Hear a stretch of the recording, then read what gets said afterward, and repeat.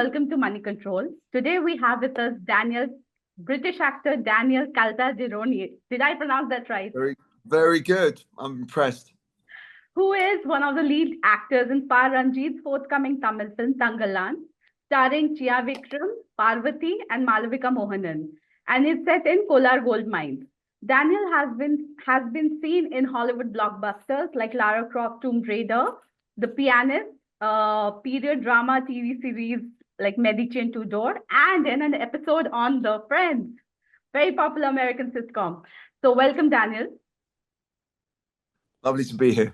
Lovely. Okay, so let's start. Did you ask PaRanjith why he cast you for this role in Thangalaan? Yes, I did ask him.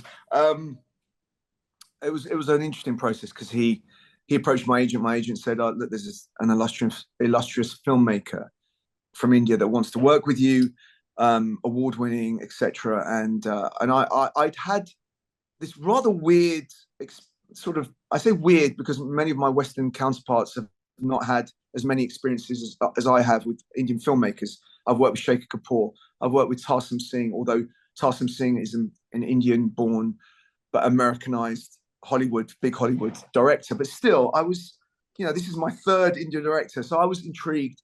I spoke to him, and on Zoom, we had a long meeting when he was trying to convince me to do this role.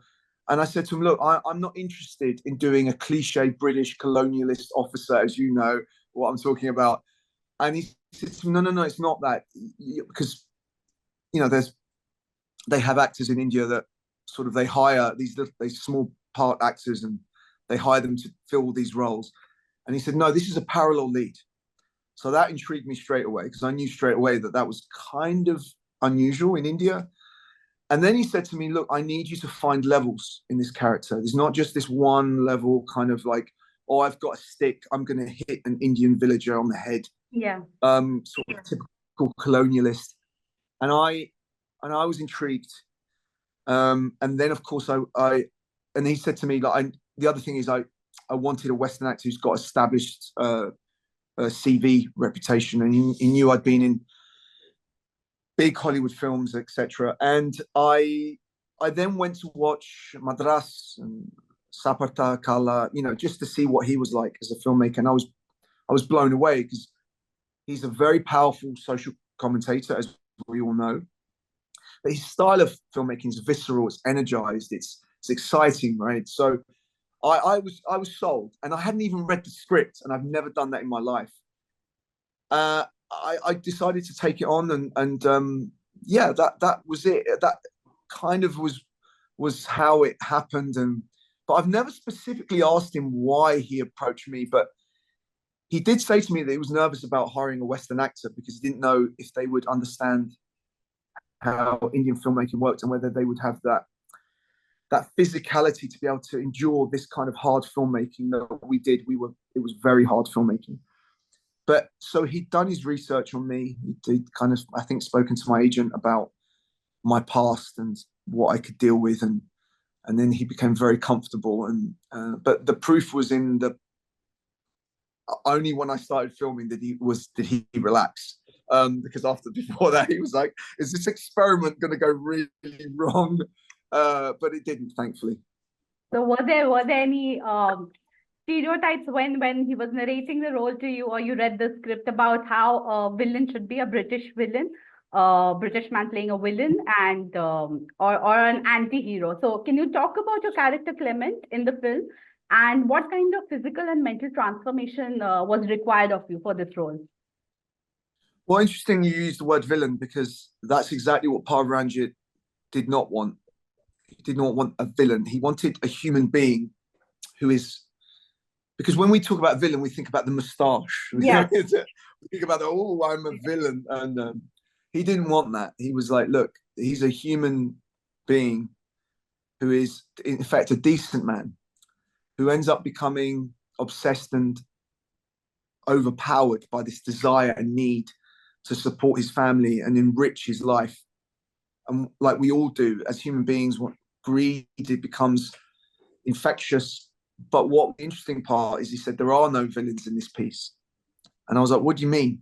He said, well, Thangalaan, Vikram, my co-star, you're different sides of the same coin. There are no redemptive characters in this thing. Everyone has got their bad points, and that's another fascinating aspect of it. So it wasn't a case of you just walk in and just, I'm going to play the baddie. I had to demonstrate levels. So you should, if I've done my job properly and the editing is good. What I mean by that is that they show those moments of vulnerability, emotional outpouring that you see, and you see his kind of sense of that he truly does care about his family, but that ends up becoming corrupted. And so it was a question of levels. It was a question of not one-dimensional character, but being a fully rounded character. And so I hope I've managed to convey that. I mean, that's what I try to do. In terms of your other question about preparation, I obviously I did my research on KGF, the Kolar goldfields, and the colonialism. I knew aspects of it from school because I went to a British school, and also my character, an army officer in the late 1800s and etc. I didn't want to make him. I knew I could make this character your archetypal British sort of high status, regardless of levels. But I didn't want to do that. I had this idea of making him slightly rough around the edges, because in my head, you don't necessarily see this in the film or know about it. But I had this in mind that he's in the establishment, but an outsider. He's kind of in there, but he's kind of looked down upon within the establishment. So I thought that was more interesting to convey that than just doing this kind of really kind of incredibly well-spoken sort of army officer who's got this sort of like highly defined received pronunciation. I just thought that's not interesting, and I don't want to convey that, because then suddenly we go into the realms of cliche. So I thought about sort of doing something kind of very different. Then the physicality of it. This is a weird one, because Ranjith said to me, I need you to dominate the space when you're in the scene, for obvious reasons. And I had this idea I was going to put on weight. I didn't know how much weight, but I started to eat before a lot of pasta and a lot of food before I arrived in India. And then, of course, once I hit India, then I was hitting every incredible dish in Tamil Nadu, and I was just stuffing my face with all the Indian desserts and the fried fish and lemon rice. And I love okra fingers, by the way, in the sauce and that bit of chili in there. Or we could have this conversation for a long time, by the way. But I put on 1.5 stone of weight. So when you see Clement on screen, you'll see I'm very heavy set, but it gives more of a powerful presence. And I liken Clement to a bull in a field, a bull that is very calm and still until you aggravate it, and then it comes charging at you, and a big animal. So but the tricky part was, once I finished the film, I went home. I was 1.5 stone heavier, and I was like, oh my God, I've got to lose this weight. And that took me some time to lose all the weight. But I hope it works in the film. I really do. Absolutely. So British actors are known for their great restraint and a sort of a naturalism. And Indian films, there is a certain theatricality that's expected of its actors. So how much did you have to push yourself to sort of get into that theatrical space? Also, you have theater background from the Royal Shakespeare Company. Yeah. So can you talk about what was that process? I was laughing when you were saying it, because that was one of my big things. That was the first 2-3 weeks I had a real problem on set. you know, Ranjith will testify to that. You know, so we do a scene and he'd say, Daniel, you know, he's always got a microphone, right? So Daniel, bigger, more, louder, more, bigger. And I was like, Ranjith, I was like, oh, excuse my language, sorry. I was like, I was like, this, I'm overacting. This is over. I'm used to a naturalistic style. And he was like, no, trust me.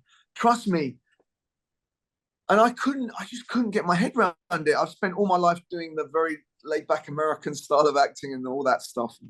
Apart from some roles where you've got to spike up a little bit for whatever reason.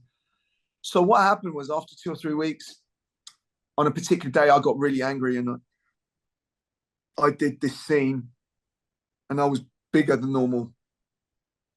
And Ranjith said, come and have a look at the monitor. I want you to see something. So I went round at the monitor and he said, have a look at this. And I watched myself be big. And it suddenly, I was like, oh, I get it. I suddenly was fitting in with everyone else. And because of the fantastical nature of the story, it didn't look out of place. It was like, well, that's that world. So I had to sell it to myself like that.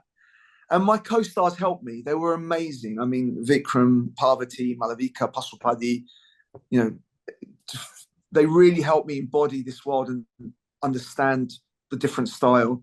So after that, I was on the rails. I was like a train on the rails, and that was it. I was fine. But It was really hard process to try and get rid of that thing. But now, if an Indian director said to me, come in and do this, I would be like that, boom, because I know exactly. Nice. I know exactly what the style is. I know exactly what to do. And not feel like awkward or strange. Right. But I think the problem was I had one eye with my Western colleagues, and that was messing my head up, thinking, oh, they're going to be looking at me going, oh my God, that's ridiculous. So once I got rid of that nonsense in my head, I was like, I'm really enjoying this. I love this. This is amazing. There's a freedom and a theatricality to it. It's just, you know. Yeah. So, yeah. So, and what was your chemistry with Vikram on the set? What kind of things did you talk about?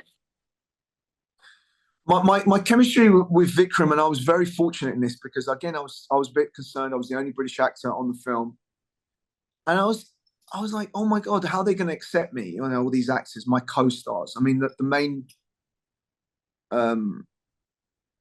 actors in it, you know, Vikram and, like I said, Pasupathy and Parvathy and Malavika. I thought, are they going to accept me? Are they going to look down on me? What are they going to do? And from that first day, the first 2 actors I met was Chiyaan and Parvathy. And they were so welcoming and so gracious and so lovely that I thought, oh my goodness, this is a relief. They were just so sweet to me, and they just took me in. And then once we started filming, I just realized really quickly that my relationship with Vikram was just easy. We worked very similar fashion. We work beyond our capability. In other words, we will, even if we're very tired and haven't slept, or we're cold or hungry, we still push the boundaries. And he understands me and I understand him. So we got to a point where we didn't even have to speak about what we wanted to do with each other. I would just look at him, maybe do a hand signal, and he would be like, and then he would do something back. And I don't know how we got into that headspace, but we were very, it was very psychic relationship. And then Parvathy as well was always there, just so committed. Malavika just worked incredibly hard. And Pasupathy, who is a legend, could just switch in and out of anything. He just made us laugh every day, and we just, you know, we all, and that's a testament to PaRanjith because he specifically hired all these actors. Yeah. Because in his head, he said to me, I needed actors that could work together, and he had to think really hard about the personalities, not just the acting talent. So we all got on really well, and we ended up becoming friends. And I hope they will be my friends for life, but we'll see. Right. So you worked with Adrien Brody, Heath Ledger, Leonardo DiCaprio, and Vikram. Who has been the most fun of them all?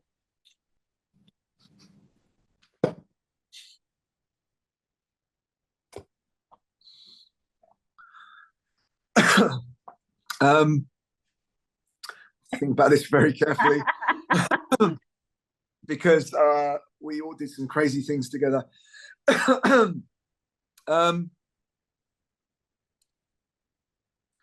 I had a blast. Excuse me. Water went down the wrong hole. I had an absolute blast with Leonardo DiCaprio. We spent a long time together in Thailand. But in terms of a closer friendship, because of what we were going through, was Adrien Brody, because it was such a powerful, important film, and we knew when we were filming that it was going to be important, that it was going to make waves around the world, and it ended up winning Oscars and stuff. And we knew that. I think we had it in our heads, and it was important to us that we served this script really well. But so we became very close, and we would end up, going out quite a bit. Chiyaan, with Chiyaan, it was fun as well, but it was different because we were always in the middle of nowhere, so we couldn't hit bars, and we couldn't have that kind of a time. Whereas with Leonardo, we were in amazing place in Thailand, and there was a lot of fun. Right. And then in Poland where we're filming, and it was great fun with Adrien. So I've had some amazing times with these actors. I've been very lucky to have worked with all these big actors, but this was more of a bonding experience on Thangalaan, because even though we couldn't go and have great time and party places and stuff, it was more important because we were so tired, and we worked so hard, and the bonding came out of the difficulty of filming.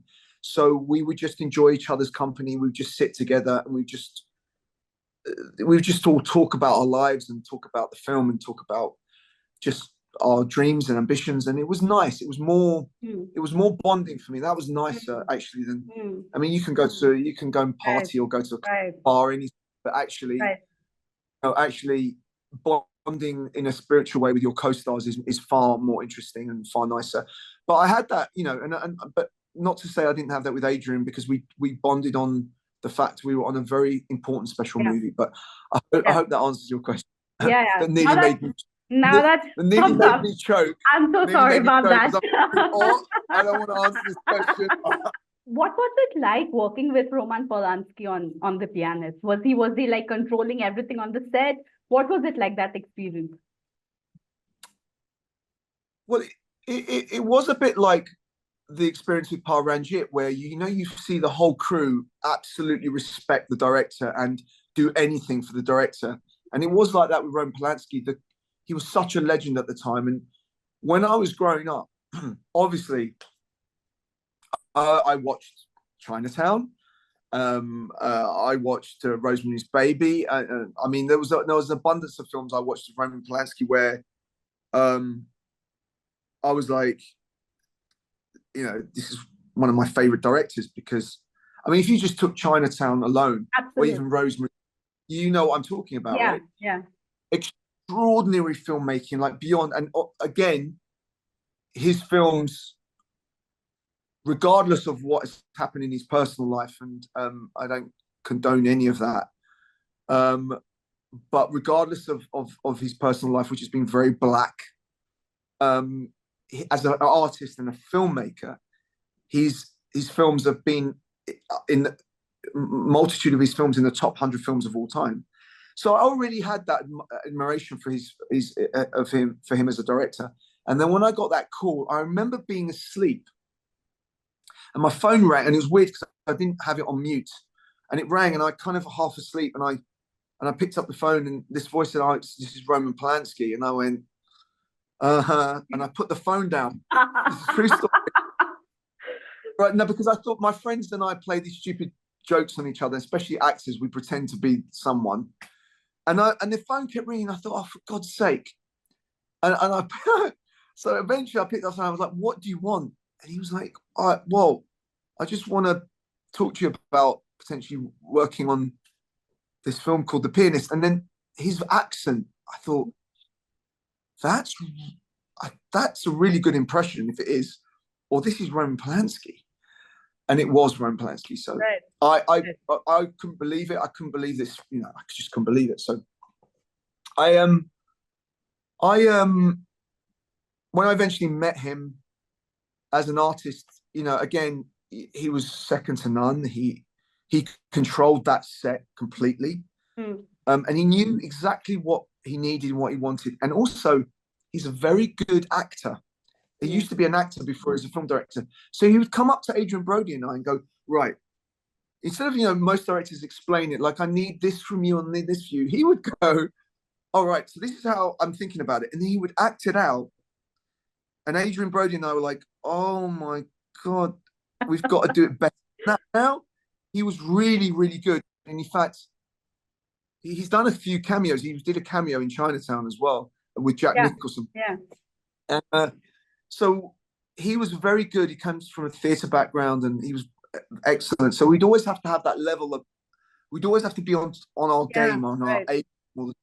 Right. So extraordinary filmmaker. I'm very sad that obviously the conversation about him is always about this thing that happened in his early days. It is what it is, unfortunately, but and like I say, I don't condone any of his behaviour in the past. But I think it's an interesting question, isn't it? And I suppose as a reporter, you have to ask yourself that question as well about at what point do we stop judging someone as an artist and then as a human being? Because my thought process is, and I thought about this a lot, that if we're going to judge artists in terms of their human behavior, then we can pretty much get rid of most of art in human history, whether it be from India, Italy, America, England, France, Spain. Let's say that artists are complicated creatures. If you look into Michelangelo, Picasso, etc., what do we do? Do we whitewash history and say they don't exist? What do we do? And that's a question that I ponder all the time. Obviously, there's a red line, and there's some very dark characters out there that I would have nothing to do with. Right. But I don't know, and I don't have the answer to that. And I don't know if you have the answer. Where do you draw the line? And even as a reporter, what do you do? Do you kind of go, I love your work, but actually you did something that was not very morally correct in the past? So how do you judge it? But all I do know, and this is something that I find really disturbing, is that, I'm sorry, I'm actually going on, I'm expanding your question beyond. But I think that we have stopped as artists listening to each other. Forget artists, human beings. Your views, if I don't like your views now in this current society, then you're blacklisted, or you're not part of it. Everyone's in an echo chamber. They just want to hear their own voice. And that I can't function like that. I'll always respect someone's views if they're different to mine. I respect, a different approach. That's what we need to do, not just as artists, as human beings. You have to, if we don't do that, we're going to go to war again and again and again. It's an inevitable part of society that's where you get to, because we stop listening. So that's my very, very long answer to your question. All right, Daniel, this is not the first time that you're working with an Indian director, Thangalaan. You have worked with Shekhar Kapoor in The Four Feathers, and you have worked with Tarsem Singh on The Fall. When The Fall had released, a lot of people, including critics, had panned it. Roger Ebert called it a mad folly, if I remember correctly. And he did. Yes. And it's only now that, cinephiles are discovering this film, and Tarsem has restored it, and he's showing it at Locarno Film Festival. So, why did you think people back in the day did not like it? And it's a fantastic film, I would say. But it was ahead of it. Yeah. Because when you're looking at a film, you're looking at the commercial aspects of it. I've always said about Tarsem's The Fall, it's a canvas. It's a big canvas of art, and it's the fact it's moving is neither here nor there, but it's an art piece. It's so beautiful and so stunning, and it just, if you watch it now, you kind of just in awe and enthrall of this wonderful, rich landscape and the rich characters. I think at the time it wasn't conventional enough. Right. That's it, is in a simple word, conventionality. It just wasn't conventional enough, and people didn't really understand it. But let me tell you now, of all the things I've done, films and everything else, that is the film. I remember being in the middle of, God, where was it? A village in Spain. It was oh God, I can't remember the name. What was the name of it? It'll come to me in a minute. And I get a tap on my shoulder, and I turn around. This Spanish, young, in their 20s, in his 20s. He says to me, can I just say that I absolutely love The Fall? And I was like, oh, okay, really? And he was like, yeah, I'm a film student, and and we studied it. And I thought, okay, that's a one-off. And then it kept happening. Different countries I'd go to, being in Los Angeles, I'm a film student, we study it. Italy, Rome, I'm a film student, we study The Fall. Thailand, I had one, we studied The Fall. And I remember thinking, this is an extraordinary film. And the reason being why it's shown in so many film schools is because when you watch that film, you think that there's CGI. Everyone does. But film professors are, trying to tell their students, there's no CGI. Look at what you can do if you have a vision. And this is how it can be done. And breaking conventionality is another thing that I said. So it's a film that's really touched a nerve. It's weird, but you're right. It took so long. And I heard nothing about The Fall, even 15 years later. And then 16 years later, drip by drip, you start to get this sort of feedback about, by the way, this film is amazing. And I was like, it took all this time, a decade and a half. Right. But it's, I'm very proud to have been in that.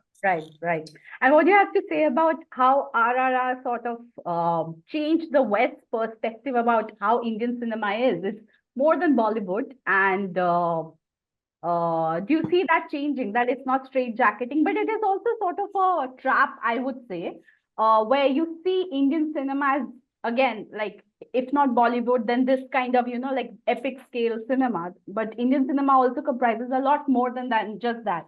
So do you see this as a positive change? The Western perspective towards Indian cinema is changing? Yes, I do. And there's a couple of things. So I think what the audience liked about it was the fact it was epic filmmaking. We've lost that in the West. We don't do epic filmmaking anymore. We just don't, unless it's, I don't know. I really don't know. I'm just trying to think of the last time we had an epic film. I mean, you could argue maybe Interstellar.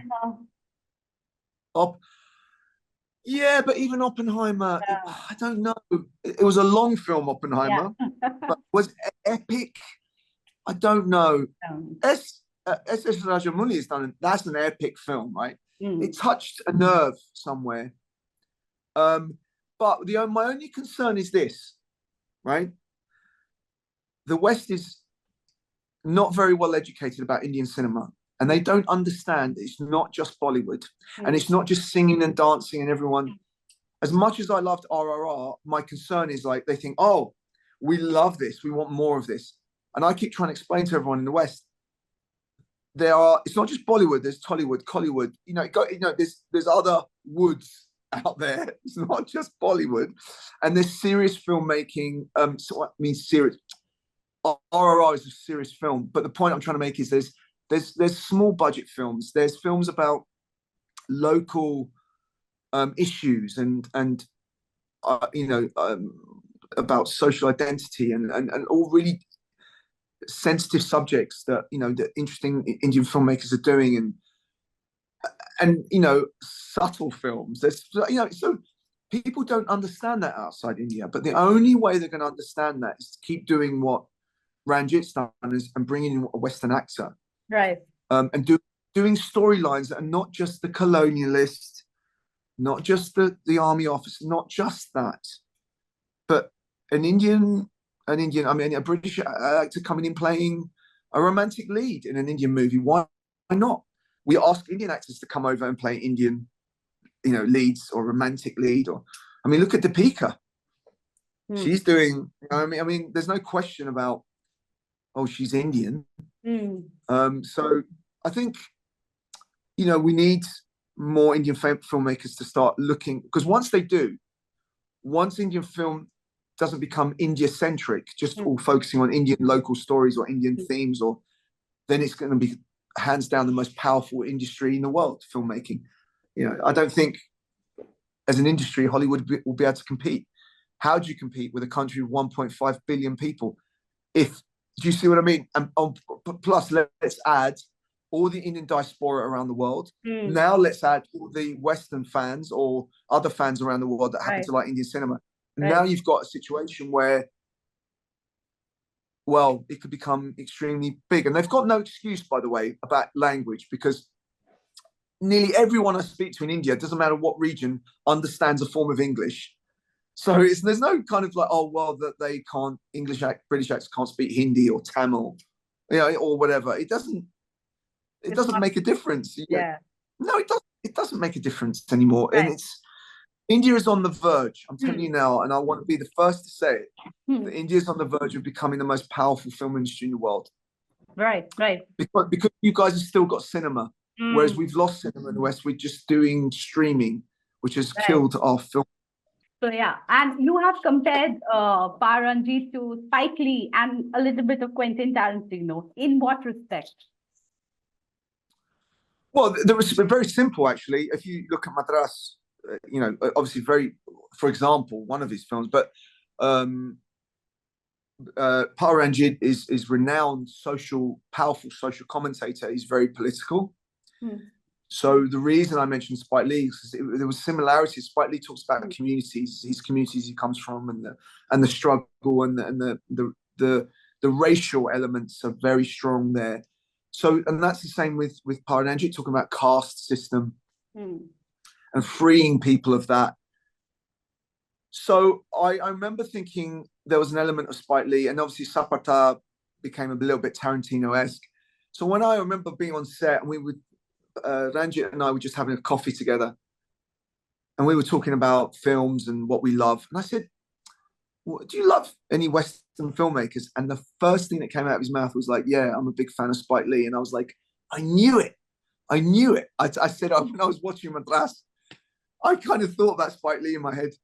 And then, of course, he likes Tarantino as well. And it's kind of, filmmakers will always respect, good filmmakers will always respect other good filmmakers and always look at their work and be influenced by that. And I think Ranjith, though, in terms of Indian filmmakers, is supremely interesting.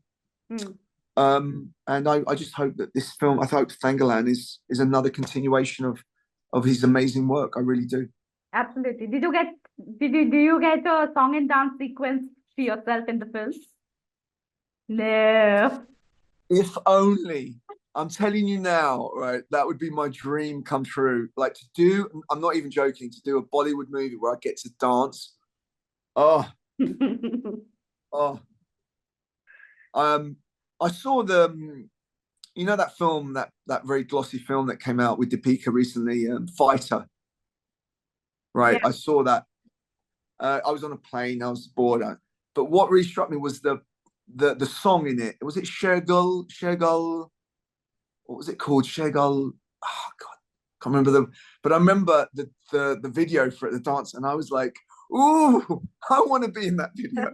I want to be in that dance sequence." You know that and this is where Indian cinema is so extraordinary, that you guys can have a serious film and then suddenly have a dance sequence with a song that in itself is like important, like you do an audio launch for it. But And again, that's only mainstream cinema, song and dance. Yeah, of course, that's what I'm saying. But the point is that it's I love that element of it. I would love to do something like that, but I'm not sure I would ever be allowed to do anything like that. But right. Sorry, I got you. Any one thing that we should watch out for in Thangalaan that's releasing next week? Did you say one thing to look out for in the film? Yeah. Oh yeah. The ending of the film. No spoilers here. We're giving an exclusive. I'll be sure Ranjith will literally arrive with a gun at my door, at my hotel door.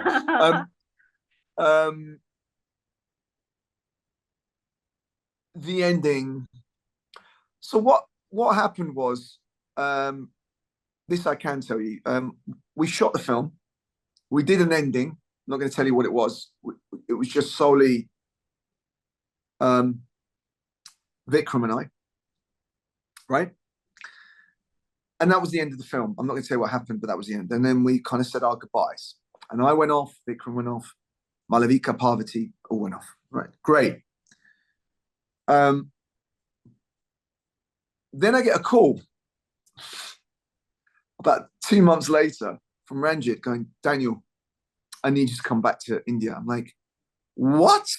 Are you kidding me? Like, we've just done like nearly a year of filmmaking. What's the problem?" And he was like, "The ending. I've had this other idea. That ending we did was good, but I want to, there's another idea I've got." And I went, "Are you crazy?" And he was like, "No." So I was a bit like, "Oh, come on, we just shot a good ending." And he said, no, I've got a better one.